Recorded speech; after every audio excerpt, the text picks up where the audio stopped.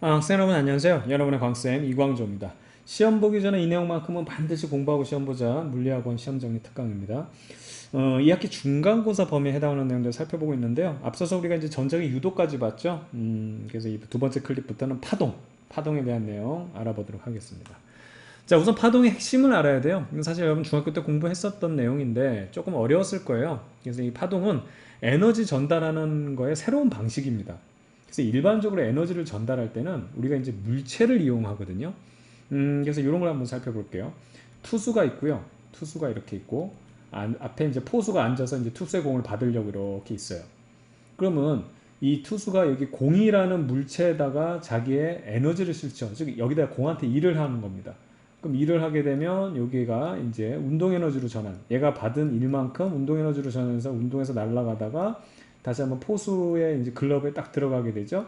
그럼 이 공이 포수에게 힘을 주고, 그러니까 이 글러브에 힘을 주고 포수의 글러브를 밀면서 얘가 가지고 있는 에너지만큼 쉽게 말하면 포수한테 일로 전달이 돼요. 그래서 이 물체를 직접 들어 던짐으로 해가지고 이렇게 에너지를 전달하는 방식이 일반적인 방식이고요. 그걸 우리가 공부했던 내용이 바로 이거예요.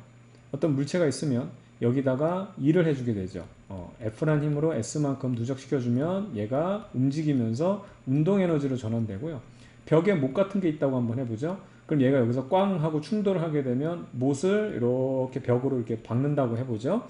그러면 여기에 이 지금 운동 에너지가 뭘로 전환되는 거냐면, 자 다시 한번 일이 운동 에너지로 전환되고 이 운동 에너지가 못에다가 힘을 줘서 못을 S만큼 밀어넣어서 다시 일로 전환되는 과정이에요. 근데 단지 여기서 못이 아니라 명수철 같은 게 있다고 하면 운동 에너지가 일로 전환이 되죠.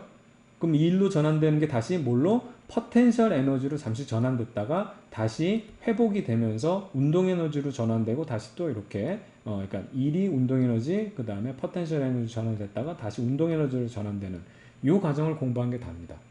근데 여기서 에너지 전달할 때 중요한 포인트가 바로 이러한 물체가 있어야 되거든요. 여기 야구공 같은 물체.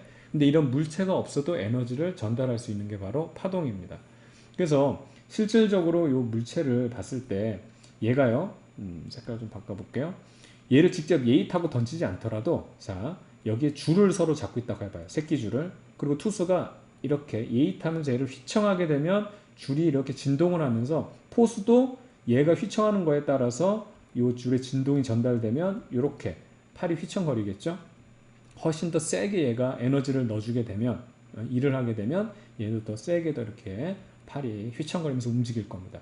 이때 지금 얘 중요한 포인트는 투수의 에너지를 갖다가 이 지금 포수가 에너지를 받은 거거든요. 근데 문제는 앞서 공은 직접 여기서 날라온 게 포수한테 다가갔지만 줄은요, 예의 타고 줄을 던진 게 아니죠. 그냥 제자리에서 이렇게 진동만 하고 있습니다. 그렇죠? 물체 이동이 없어요. 그런데도 에너지는 받았다 이겁니다. 그렇죠? 이게 바로 파동이에요. 그래서 에너지 전달 방식의 새로운 형태가 바로 파동입니다. 대표적으로 요거를 이제 잘 기억해 두면 되는 거고요. 그럼 여기 있는 내용 한번 정리하면서 마무리할게요. 파동이 진행할 때 모는 제자리에서 진동만 할 뿐 이동하진 않는다. 이게 이제 제일 중요한 건데 이게 매질이에요. 쉽게 말하면 여기서는 새끼줄에 해당하는 거죠. 그래서 실제 이동하는 것은 줄은 이동하지 않았지만 에너지는 전달되더라.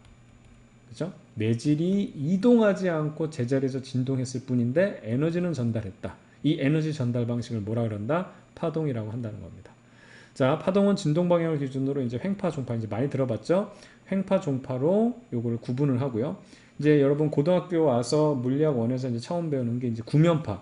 이렇게 구면처럼 다가오는 거, 이걸 멀리서 이렇게 구면처럼 다가오는 거, 와이파이 같죠?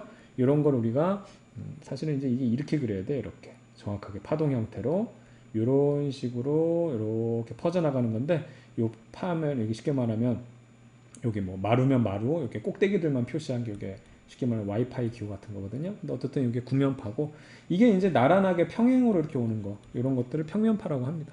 그렇죠? 그러니까 이 구면파에서도 이 일부분만 보게 되면 이게 평면파가 되는 거예요. 그래서 이거는 평면파로 이렇게 구분할 수 있다. 글씨가 잘 안 써져요. 원래 글씨 진짜 잘 쓰는데. 평면파. 그리고 매질의 유무, 매질이 있냐 없냐. 이게 또 중요한 포인트예요. 이게 이제 시험에 더 많이 나옵니다. 그래서 역학파냐 비역학파냐 구분이 된다. 자, 횡파 종파와 그 다음에 역학파 비역학파 요걸 이제 헷갈려 하는데 가장 큰 분류는 역학파와 비역학파 요게 이제 큰 분류예요. 그래서 역학파는 매질이 있어야 되는 겁니다. 그래서 앞서 봤던 새끼줄 같은 거예요. 근데 매질이 없어도 전달되는 게 신기한 애가 있거든요. 그게 이제 이거는 이제 비역학파라 되는데 이건 전자기파밖에 없어요.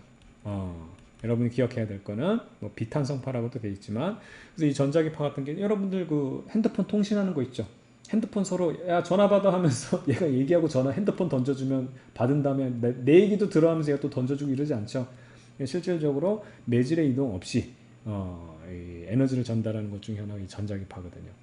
그래서 얘는 매질이 아예 없어도 돼요. 그래서 요거를 잘 구분하면 됩니다.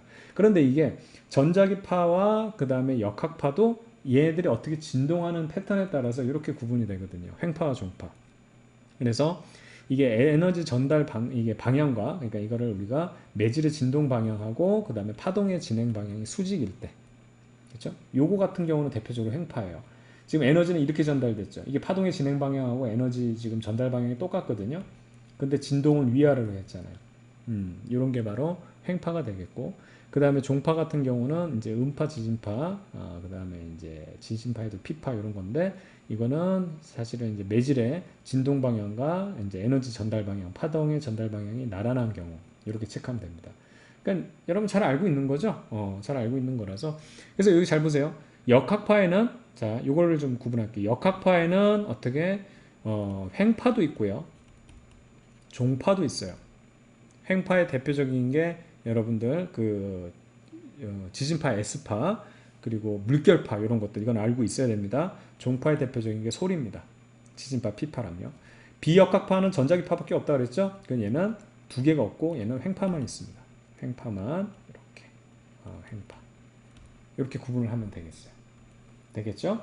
자, 그 다음에 파동에 표현하면 이제 그래프가 있는데 항상 한 개의 파동을 생각해야 돼요. 한 개의 파동은 뭐라고요? 항상 선생님이 강조하지만 4개가 어떻게 한 세트입니다. 4개가 한 세트. 이 한 세트라는 게 하나의 파동을 얘기하는 거예요. 됐죠? 그럼 여기서 보면 하나, 둘, 셋, 넷 여기까지가 하나의 파동이에요. 여기까지가 아니면 여기서부터 시작했어요. 여기서부터 시작하면 하나, 둘, 셋, 넷 여기가 하나의 파동입니다. 만약에 여기서부터 시작하면 하나, 둘, 셋, 넷 그 다음부터는 계속 반복이에요. 잘 보세요. 하나, 둘, 셋, 넷 해서 하나가 완성됐죠. 그 다음에는 또 하나, 둘, 셋, 넷 해가지고 똑같은 모양이 반복되거든요. 그래서 이 똑같은 모양이 반복되는 그 어떤 마디, 쉽게 말하면 그 이제 거기까지 딱 그 규칙적으로 되는 고기가 한 파동이 된다. 그게 4개가 한 세트라는 거를 여러분 기억해 두면 됩니다. 됐죠? 이제 파동을 표현할 때 그래프가 2가지가 있어요.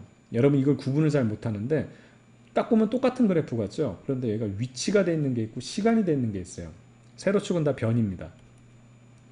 이거는 여러분 잘 알고 있어야 되는데 위치가 됐을 때는 이 4개가 한 세트, 즉 하나의 파동이 만들어졌을 때 이 거리를 얘기해요. 그게 파장이거든요. 됐죠? 반면에 시간이 주어지면 하나의 파동이 만들어질 때까지 시간이에요. 그게 주기입니다. 아시겠죠? 그래서 이거를 잘 구분해야 되고 파동의 가장 기본적인 거 여러분들 뭐 진폭이라는 건 진동 중심에서 이 최고점까지 요 마루까지 거리 혹은 골까지의 거리 뭐 이런 것들은 다 알고 있어야 되는 기본적인 사실이고요. 요 그래프를 통해서 어떨 때는 파장을 알 수 있고 어떨 때는 주기를 알 수 있다. 요거를 잘 구분할 수 있어야 됩니다. 되겠죠? 자, 진동수라는 것은 매질의 한 점이 1초 동안 진동하는 횟수로 주기의 역수입니다. 역수. 왜냐하면 여러분들 이거는 자 진동수라는 거는 1초 동안 진동하는 횟수를 우리가 정의를 했어요. 무슨 뭔 글씨야 이게? 이게 횟수. 됐죠? 그러면 주기라는 건 뭐냐면 한 번 진동하는데 걸리는 시간이에요. 그럼 잘 보면 얘네들이 서로를 기준으로 삼아요. 그렇기 때문에 진동수와 그 다음에 요 주기라는 것은 바로 역수라는 관계, 역수관계라는 사실을 알고 있어야 됩니다. 되겠죠? 자, 그러면 이제 요거를 가지고 문제를 풀어볼게요. 한 주기 동안 한 파장만큼 진행하는 거. 한 주기 동안 한 파장만큼. 요게 4개가 한 세트입니다. 되겠어요? 요 한 파장만큼 진행했을 때 그때가 하나의 파동이 만들어졌고 그 파동의 전파 속력은 속력이라는 거는 거리를 시간으로 나눠주면 되는 거거든요. 근데 거리에 해당하는 게 파장이었잖아요. 그 다음에 시간에 해당하는 게 주기였어요. 근데 주기는 진동수와 역수니까 어떻게 쓸 수 있다? 파장 곱하기 진동수 이렇게 쓸 수 있는 겁니다. 되겠죠? 그래서 선생님이 이거를 누누이 얘기했지만 달리기 속도라는 것은 얼마만큼 보폭으로 얼마만큼 발빠르게 템포로 뛰어가느냐. 그래서 보폭이 크면 클수록 발을 빨리 구르면 구를수록 진동수가 크면 클수록 속력은 빨라진다. 이렇게 해서 말씀드렸습니다. 이걸 가지고 우리가 문제를 풀면 되겠어요. 되겠죠? 좋습니다. 선생님 파동에 대한 내용으로는 이제 뭐 다양한 기본적인 문제들, 특히 물리 면역 치료 이런 거에서도 기본 문제들 교재도 제공하고 유튜브에 그다음에 그 문제들 나와 있으면 한 8문제, 10문제 되는데 그것들이 계속 반복이에요. 그래서 그것들 꼭 풀어보기 바랍니다. 자신감이 들 거예요. 좋습니다. 자, 그 다음에 파동의 굴절은요. 이게 잘 진행하다가 파동이 진행하다가 매질이 달라졌을 때 속력 변화 때문에 생기는 겁니다. 속력이 달라지니까 경로가 달라지는 거예요. 되겠죠? 그래서 파동이 한 매질에서 자 다른 매질로 진행할 때 그래서 결과적으로 매질에 어떤 변화가 있어야 돼요. 그래서 전파 속력이 변해서 진행 방향이 꺾이는 현상을 파동의 굴절이라고 한다. 그래서 굴절은 빠른 데서 느린 데로 바뀌어도 굴절이 되지만 느린 데서 빠른 데로 갈 때도 굴절이 된다. 아시겠죠? 그래서 이거 그림을 보고 우리가 이제 굴절이 어떻게 됐는지 파악하는데 두 가지가 있습니다. 이거 간단하게 얘기할게요. 우선 법선을 그려서 가장 기본적인 거는 같은 깊이를 들어갈 때 여기서부터 요만큼 들어갈 때 얘도 요만큼 나온다고 했을 때 얘는 이쪽에 있는 애는 이렇게 이만큼 수평으로 이만큼 이동했죠.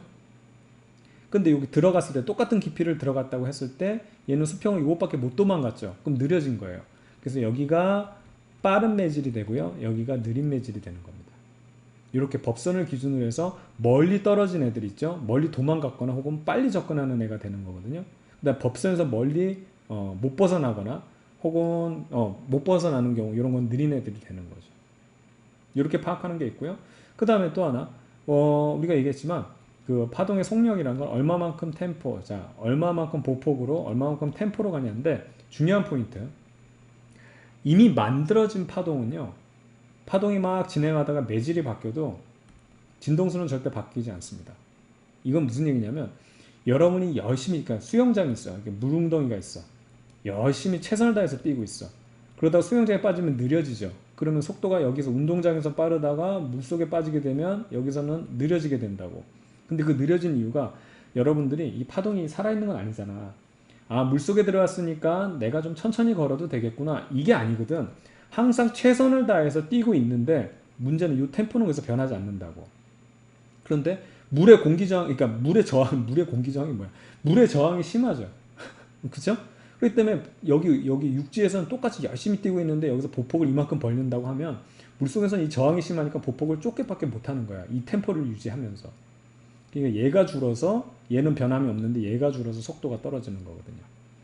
이게 굉장히 중요합니다. 이런 걸 많이 물어봐요. 그러니까 매질이 바뀐다 하더라도 절대로 진동수는 변하지 않아요.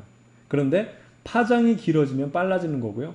보폭이 줄어들면 어떻게 느려지는 겁니다. 그래서 이거를 우리가 기점을 생각하면 잘 보세요. 이렇게도 빨라졌는지 느린지 우리가 확인할 수 있는 게 요게요. 파동이 이렇게 입체적으로 3D로 그럼 이렇게 그릴 수 있죠. 거기 윗부분들, 아랫부분, 윗부분들, 마루 골드를 연결한 게 요 선이거든요. 그러니까 여기서 보면 파동이 이런 식으로 오고 있는 거, 이런 식으로 오고 있는 거, 이런 것들을 나타낸 선으로만 표현한 게 이거거든요. 그럼 요 선과 요 선 사이의 거리가 뭐냐면 이게 파장이에요.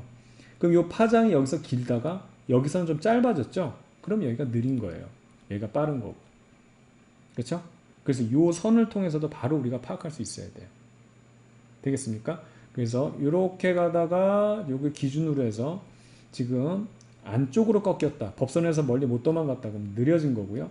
바깥쪽으로 해서 법선에서부터 더 멀리 도망갔다 그러면 빨라지는 겁니다. 그리고 이렇게 그리게 되면 요 파면에 대한 선도 더 널찍널찍하게 그려져요. 여기보다.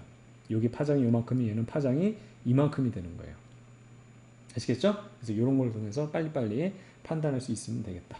자, 그 다음에 수면파의 파장에 대한 거 나오는데 여기서는 쉽게 말하면은 물이 얕은 곳으로 갈수록 더 짧다. 지금 파장이 짧다는 얘기는 느려졌다는 얘기예요. 진동수는 매질이 바뀌어도 절대 변하지 않는다고 그랬죠. 그러니까 진동수를 변하려면 방법은 하나 있어요. 애시당초 파동을 만들 때 예를 들어 손으로 이렇게 잡고 줄을 잡았어요. 내가 이렇게 이런 진동을 진동을 해가지고 파동을 만들었단 말이야. 그래서 내 손을 떠난 파동은 얘는 진동수가 고정이에요. 중간에 가다가 매질이 바뀌어도 얘는 고정이에요. 파동의 진동수는 파동의 고유 성질이에요. 근데 얘가 바꿀 수는 있어요. 어떻게 바뀌냐? 중간에 매질이 바뀐다고 해서 절대 바뀌는 게 아니라 애시당초 처음 만들 때 처음엔 진동 이렇게 하다 그 다음에 진동을 더 크게 해줬어. 그럼 여기서 만들어진 진동은 더 큰 진동의 파동이 만들어져서 나가는 거죠. 그러니까 애시당초 파동이 만들어질 때는 진동수를 바꿀 수 있어요. 근데 만들어져서 출발한 파동은 중간에 매질이 바뀌어도 진동수는 변하지 않는다. 굉장히 시험 문제에 많이 나온 내용입니다. 주로 여러분들은 이 문제가 많이 나와요. 한번 출발한 이 파동이 만들어진 이 파동은 중간에 매질이 바뀌어도 진동수는 절대 변하지 않는다. 그럼 속도 변화라는 건 어떻게 일어난다? 속도 변화라는 건 얘가 변하지 않는데, 그렇죠. 매질에 따라서 파장이 길어지면 빨라지는 거고 파장이 짧아지면 얼마 못 가는 거야. 종종걸음. 그래서 느려진다. 이거를 잘 기억해둬야 돼요. 그래서 수면파에서는 얕은 곳에서 짧다라는 얘기, 파장이 짧아졌다는 얘기는 느리다는 얘기예요. 그리고 깊은 곳에서는 빠릅니다. 그래서 여기도 보게 되면 요 길이가 길죠. 파장의 길이가 길죠. 근데 여기는 짧아졌죠. 여러분 그림을 잘 보면 조금에서 더 그릴 수가 없는 바로 이겁니다. 그러니까 여기가 깊은 곳이고 여기가 어떻게 느린 곳입니다. 깊은 곳이 아니고 얘가 얕은 곳이죠. 그렇죠. 그 깊은 곳은 빠른 곳이고 여기는 느린 곳이 됩니다. 이런 거를 단번에 파악할 수 있으면 돼요. 아시겠죠? 여기서 요거 한 번만 정리를 하겠습니다. 잘 보세요. 그 매질에 따라서 우선 역학파가 있고요. 그 다음에 비역학파라고 해서 전자기파를 대표적으로 얘기한다 그랬죠. 그러면 대표적으로 전자기파는 빛이잖아요. 빛. 그 다음에 역학파의 대표는 소리. 얘를 비교해 보면 매질을 통과할 때 고체, 액체, 그 다음에 기체로 갈 때마다 매질이 달라지기 때문에 속력이 달라져요. 얘도 고체, 액체, 기체를 통과할 때마다 달라지는데 어떻게 됩니까 여러분들? 이게 달라요. 이거 시험 문제 많이 나와요. 전자기파는요. 기체로 갈수록 훨씬 더 빨라지지만 역학파는 고체로 갈수록 빨라져요. 왜 그러냐면 역학파는 매질이 반드시 있어야 된다 그랬죠. 얘는 매질이 없어도 된다 그랬죠. 그럼 매질이 없으면 주변에 이런 애들이 있으면 방해물이에요. 근데 고체 같은 애가 있으면 더 심하게 방해를 하고요. 그렇죠? 기체는 그래도 매질이 있지만 좀 이렇게 기체 분자들이 띄엄띄엄 있기 때문에 방해를 덜 하는 겁니다. 아시겠죠? 그러니까 전자기파는 매질이 없어도 진행할 수 있는 애기 때문에 오히려 매질이 있으면 방해된다. 그래서 고체로 갈수록 더 느려져요. 그런데 역학파는 매질이 반드시 있어야 되죠. 그럼 매질이 있으면 얘네들이 매질들이 전달을 해줘야 되는 거기 때문에 있을 거면 확실하게 있어라. 그래서 고체일수록 어떻게 된다? 얘는 더 빨라집니다. 이거 시험 문제 많이 나오거든요. 그럼 이거를 알면 이 지금 물결파도 단번에 이해가 돼요. 왜 같은 물이죠. 같은 물인데 깊은 데서는 얘가 굉장히 빠르고 그 다음에 얕은 곳에서는 굉장히 느리냐. 이 차이는 뭐다? 물결파도 역학파거든요. 매질이 있어야만 된다 그랬죠. 매질이 있을 거면 확실하게 있어라. 매질이 많은 애가 더 전달이 잘 된다. 이렇게 생각하면 되는 거예요. 아시겠죠? 그래서 물결파는 깊은 곳일수록 전달 속도가 빠르다. 이렇게 이해하면 되겠습니다. 되겠죠? 굉장히 중요한 요소니까 여러분 잘 정리해두길 바라겠고요. 자, 그 다음에 이제 굴절되는 이유는 아까도 뭐 선생님 말씀드린 거면 그 매질이 변할 때 속도가 변하는 거예요. 그 속도가 변하는 거, 이 속도가 변하는 건데 제일 중요한 거 여기서도 속도가 변하는 거 왜 속도가 변하냐 그럼 진동수가 변한다고요? 절대 아니죠. 진동수가 아니라 파장이 변하기 때문에 파장이 길어진다. 그렇게 되면 어떻게 됐나? 빨라지는 거고 파장이 짧아진다. 그럼 느려지는 겁니다. 그러면 역학파 같은 경우는 어떤 경우가 파장이 길어지겠어요?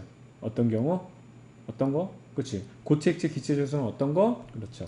고체로 갈수록. 반면에 파장이 짧아져서 느려지는 경우는 기체로 갈수록. 고기. 그렇게. 그런 거 여러분들 잘 체크해야 됩니다. 지금 꺾이는 것들 여러분들 많이 그려봤을 텐데 이 이유는 굴절의 이유는 파동의 속력이 달라짐으로. 그럼 여기서 봐봐. 이렇게 들어가다 이렇게 되는 건 빨라진 거야, 느려진 거야? 법선 그리면 간단하죠, 여기서는. 그렇죠? 법선 딱 수직으로 그려보면 얘는 이렇게 먼데 여기는 이것밖에 못 도망갔죠? 같은 깊이를 기준으로 했을 때. 맞죠? 그럼 얘가 느린 거예요. 파장이 짧아진 겁니다, 여기는. 여기는 파장이 긴 거고요. 다시 여기서 나올 때는 법선을 다시 이렇게 그리면 되죠. 그럼 여기서 요만큼 들어갔을 때는 이만큼에서 더 빨라졌죠? 파장이 길어진 거예요. 여기에 세 군데 진동수는 모두 동일합니다. 됐죠? 그런 것들만 잘 가져가면 되겠어요. 자, 그 다음에 굴절 법칙에 대해서 스넬의 법칙이 나옵니다. 요거에 대한 게 나오는데 이거 선생님 바로 유도할게요. 외우는 게 아니고 우선 중요한 포인트는 굴절률이라는 개념이 중요해요. 이게 매질의 특성을 나타내는 거거든요. 이 매질의 특성을 나타내는 건데 굴절률은 느려지는 걸 기준으로 해서 느려질수록 굴절률이 커집니다. 이거 왜 그러냐면 잘 보세요. 이게 빛으로 봤을 때 빛의 속도가 있죠. 그런데 이 매질을 지나게 되면 얘는 전자기파기 때문에 매질이 없어도 돼요. 근데 여기 공기나 물로 지나가게 되면 매질 때문에 느려지거든요, 오히려. 그쵸? 그래서 이 속도가 느려질 겁니다. 얘는 반드시 느려져요, 빛의 속도보다. 느려지면 느려질지 빛의 속도보다 빨라지지 않죠. 그래서 얘를 이퀄로 만들어주기 위해서 여기다가 보정값을 넣어놓는 게 굴절률 n이에요. 그럼 얘가 느려질수록 커지는 게 맞죠. 이해가 되나요? 자, 선생님 간단하게 설명할게요. 빛의 속도가 12라고 해보죠. 근데 매질을 통과했어요. 여기 N1이라는 뭐 공기를 통과했더니 얘가 속도가 6으로 느려졌어. 그럼 얘를 맞춰주기 위해서는 N은 뭐가 들어가면 되는 거예요? 2가 들어가면 되죠. 그런데 다시 이 N2라는 애를 지나갔더니 빛의 속도가 원래 12였는데 얼마가 됐냐면 얘가 3으로 할까요? 3이 됐어. 그러면은 얘는 이걸 똑같이 이퀄로 만들어주기 위해서 보존값을 얼마 넣으면 되죠? 4죠. 바로 이거예요. 지금 빛의 속도가 지금 점점점 느려질수록 얘네들 때문에 영향이잖아. 그래서 이 굴절률이라는 건 어떻게 된다? 점점 커져야지만 이 빛의 속도를 만족한다. 이게 굴절률의 정의예요. 그러니까 여러분들은 거꾸로 배운 게 N은 이걸 어떻게 배워? C분의 V, 막 V분의 C 이렇게 해서 외운단 말이야. 그게 아니고 이 개념이야. 속도가 분명히 매질을 지나게 되면 느려진다는 거야. 그 느려지는 비율을 원래 빛의 속도와 맞춰주기 위해서 우리가 여기다 쑤셔 넣어주는 거, 여기다 집어넣어주는 숫자의 개념이 굴절률이거든. 그래서 빛의 속도가 쉽게 말하면 느려지면 느려질수록 굴절률이 크다. 그래서 굴절률이 크다는 얘기는 그만큼 빛이 더 많이 느려진다는 얘기예요. 되겠죠? N1과 N2 비교해보면 누가 굴절률이 커야 돼요? N2가 되겠지. 이건 경로로 보게 되면 같은 깊이까지는 이만큼 다가올 때는 이것밖에 못 오잖아. 느려진 거란 말이야. 만약에 빛의 경로가 이렇게 됐어. 그렇게 되면 어떻게 되겠어요? N2가 더 굴절률, 그러니까 N1이 더 많이 느려진 거니. 얘는 이만큼 올 때 얘는 이만큼 가는 거니까 얘가 더 느린 거죠. 매질 1이. 그때는 N1이 더 매질이 큰 게, 그 굴절률이 더 커지게 되는 겁니다. 값이. 이게 그 개념이에요. 됐죠? 그럼 스넬의 법칙도 사실 기하학적으로 풀어야 되는데 선생님이 간단하게 이걸 한번 풀어볼게요. N1일 때 지금 속도가 V1이라는 속도를 가졌다고 해볼게요. 선생님 파란색으로 할까요? V1이라는 속도를 갖고 있었다고 하고 N2 매질을 지날 때 V2라고 해보죠. 당연히 V1과 V2를 비교하면 V2가 더 많이 떨어집니다. 속도는요. 우리가 이 경로를 통해서 알 수 있는 거잖아요. 되겠죠? 그럼 이걸 갖다가 그냥 보정을 해주면 돼요. 그러면 똑같은 빛의 속도가 된다고. C로 똑같이 만들어 주다면 N1 때문에 원래 V1이라는 속도인데 얘는 N1 때문이야. 그 다음에 얘는 V2라는 속도가 되는데 얘는 N2 때문이야. 우리가 이렇게 바꿀 수 있는 거죠. 되겠습니까? 근데 우리가 지금까지 누누했지만 이 속도라는 거, 파동의 속도라는 거는 얼마만큼 파장으로 얼마만큼 템포로 걷느냐 이거죠. 그럼 이걸 갖다 이렇게 써주는 거예요. N1, V1을 파장 1, 요 파장 1, 그 다음에 진동수 1, 그 다음에 N2, 그 다음에 V2, 요것이 파장 2, 파장 2의 F2인데 문제는 여기서 처음에 진행하는 이 진동수는 뭐라 그랬어요? 얘네들은 매질이 바뀌어도 동일하다 그랬죠. 똑같으니까 얘들 없애자고. 그럼 우리가 이런 식을 나타낼 수 있는 거지. 즉 N1, V1이 파장 1. 그렇죠? 그 다음에 N2, V2가 파장 2예요. 그럼 파장 1, 여기 파장 1, 파장 2가 있는데 이 파장 1을 우리가 요 길이 한번 볼래요? 요거. 요 길이를 공통으로 해서 약간 기하를 쓰는 겁니다. 파장 1을 나타내기 위해서는 요 삼각형을 보는 거예요. 그쵸? 그러면 요 길이를 선생님이 L로 놓을게요. 편의상. L sin I. 그쵸? 그러면 N1, V1은 파장 1 대신에 L sin I. 이렇게 하는 게 파장 1이거든요. 그것이 파장 1이다. 그 다음 여기서는 N2, V2라는 것이 파장 2예요. 그럼 요 삼각형을 보자고. 요 삼각형을 보게 되면 요 L sin R이 파장 2가 되죠. 그래서 L sin sin R R이 파장 2가 된다. 요 내용이거든요. 되겠죠? 좋습니다. 근데 L은 공통이니까 여기서 그냥 빼자고. 우리가 뭐 정확하게 뭐 이렇게 딱딱딱 이렇게 맞춰 떨어지는 거 아니니까. 그럼 다 됐어요. 이걸로 보세요. 이제 요걸로 밑에다 써볼게요. N2, V2, 그 다음에 sin R, 그 다음에 파장 2가 되죠. 쫙 이렇게 나타내는 겁니다. 그러면 sin R, sin I 이렇게 나왔죠. 요거 여기 보이죠? 요거 보이죠? 그 다음에 V2, V1 이렇게 보이죠. V2, V1 보이고 남다 2, 남다 1도 보이죠. 근데 문제는 요 N1, N2를 얘랑 붙이지 말고 따로 나타내고 싶다는 얘기야. 그럼 어떻게 돼야 돼요? 엇갈려 곱해야 되잖아. N1, 자, 요거를 여기다 쓸게요. 이걸 이제 이퀄로 하고, 여기가 N1, N2가 돼서 거꾸로 가게 되면, 자, 얘들 없애게 되면, 얘네들 어떻게 돼? 이걸 봐봐요. 요 녀석이, 요 녀석만 거꾸로 써놔야지만, 얘랑 엇갈려 곱하면 N1V1, 얘랑 엇갈려 보면 N2V2 이렇게 되는 거죠. 그럼 아까 우리가 구했던 거랑 똑같아지잖아. 그러니까 얘네들만 N1, N2만 뜯어낸 거다. 아시겠죠? 그래서 이 과정을 통해서 우리가 증명을 할 수 있는 겁니다. 그래서 여러분들 이 과정을 이제 외우는 게 아니라 그냥 이제는 보면 바로 체크할 수 있도록 이렇게 정리하면 되겠어요. 되겠죠? 좋습니다. 자, 그래서 이거 한번 볼게요. 전파 속력이 느린 매질로 굴절을 하게 되면 입사각은 굴절각보다 어떻게 돼야 된다? 어떻게 돼야 되겠어요? 커져야 되겠죠. 이게 웃긴 게 입사각이 당연히 느려진다 그랬으니까는 얘가 멀리 못 도망간다 그랬잖아요. 그럼 굴절각이 더 작아야 되는 겁니다. 입사각이 굴절각보다 크다. 이것도 이제 말 조심해야 돼요. 굴절각이 입사각보다는 작다 이렇게 돼야 되는 건데 이런 걸 자꾸 바꿔서 낸단 말이야. 그 다음에 전파 속력과 파장은 어떻게 됩니까? 여러분들 감소하게 되겠죠. 느려지니까 바로 이런 내용입니다. 진동수는 어떻게 된다? 변하지 않는다. 이런 거 체크하면 되겠어요. 되겠죠? 좋습니다. 자, 그 다음 굴절 현상에 대한 거 볼게요. 백색광을 프리즘에 비추면 파장에 따라 굴절률이 달라져서 어떻게 되냐? 스펙트럼이 나타나게 된다. 이겁니다. 되겠죠? 그래서 빛이 굴절되려 사막의 지표면에 뜨는 여러 가지 이제 현상들. 그래서 이제 사막에서 지표면에서 이제 공기층, 그다음 지표상의 찬 공기층 형성되어 바위의 상이 보이고 북극해에서 해수면의 찬 공기층, 해수면의 상공이 따뜻한 공기층이 형성되어 빙산의 상이 보인다. 이런 건 이제 신기루라고 하죠. 신기루. 바로 이런 겁니다. 그리고 이런 거 체크하면 되겠고요. 또 이제 굴절에 의해서 이제 강바닥이 얕아 보이는 거, 그다음 물 속에 있는 물체가 더 가깝게 느껴지는 게 다 빛의 굴절 때문이다. 이런 현상들 알아두면 되겠습니다. 자, 그 다음에 이제 굴절 현상을 이제 이용했던 게 렌즈죠. 렌즈. 반사 현상을 이용하는 건 거울이었어요. 이건 여러분 중학교 때 더 자세히 공부했던 내용입니다. 그 중에서 이제 볼록 렌즈 같은 경우는 일반적으로 빛을 모으는 형태가 되겠고요. 위치에 따라서 축소된 도립실상, 그렇죠? 그래서 거꾸로 된 실상이라던가 같은 크기의 도립실상이라던가, 그 다음에 확대된 도립실상, 다 뒤집어진 거, 그 다음에 요 가까이 초점 안쪽에 있을 때는 확대된 정립, 똑바로 선 허상 등이 생긴다라는 거. 사실은 이게 다 작도를 해서 여러분들이 알아야 제대로 하는 건데, 시험 보기 전에는 이런 상에 대한 특징들 뭐 암기라도 해서 여러분들 우선은 시험을 잘 보면 되겠습니다. 이건 이제 하나하나 그리는 건 선생님이 많이 연습을 시켰거든요. 유튜브에서도 보면 나오는데 뭐 그렇게까지 뭐 이게 시험 정리 강좌니까 여기서는 보여드리지 않을 거고, 안 되면 그냥 이거 외우면 돼요. 됐죠? 그럼 이거 외우기 싫다 그러면 다 나오거든요. 사실 볼록 렌즈는 요거 오목 렌즈를 체크하면 돼요. 오목 렌즈 같은 경우는 빛을 퍼지게 한다는 거, 그리고 항상 축소된 정립 허상이 생긴다는 거. 항상 축소되고 그 다음에 정립 허상이다. 요것만 기억해두면 나머지는 요거랑 반대다. 볼록 렌즈는 여기 체크하면 되겠습니다.